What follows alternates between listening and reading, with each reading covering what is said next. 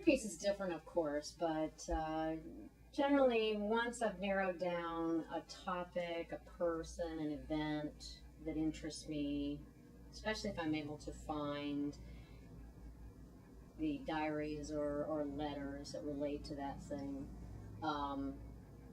then I really try to sort of immerse myself in that person's life, in that person's environment, all of the things that I think would have helped that person or that situation to come about, that would have had an impact in some way relating to the incident or the person. And I write about it. I do a lot of journaling. And during that time, I try to imagine what it would have been like to be involved in that event, or what it would have been like to be the person experiencing this thing. And I write a lot about the feelings and the ideas and so forth that I'm experiencing, with the idea that maybe that'll give me some insight into what that person or those people were experiencing.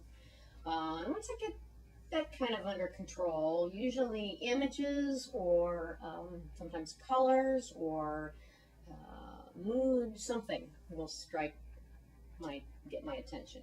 And from there on out, then I have kept for many years a picture file, extensive picture file of period images, but also of things, pictures taken at reenactments, just things I've come across, maybe an advertisement that I would not copy, of course, but that has a sense, a mood about it, some lighting or something that I just am looking for this kind of thing.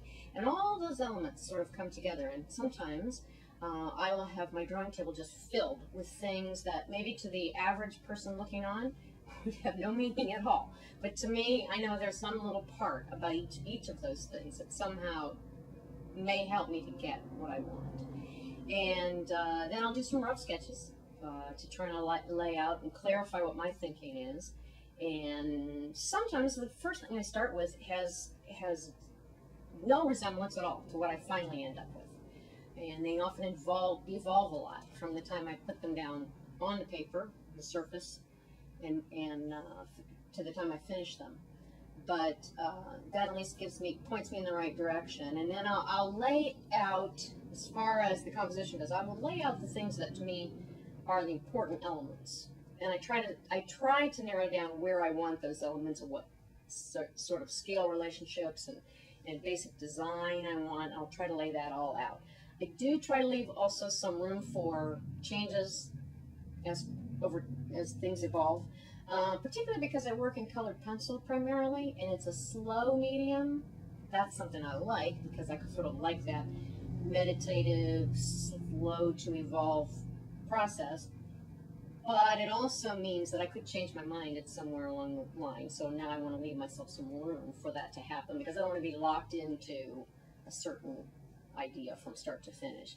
In my mind, I feel that if I know from the get-go exactly what this thing is going to look like, then there's no point in creating it, because that's it might as well just copy something off of a photograph or something, because it's not what I want to do.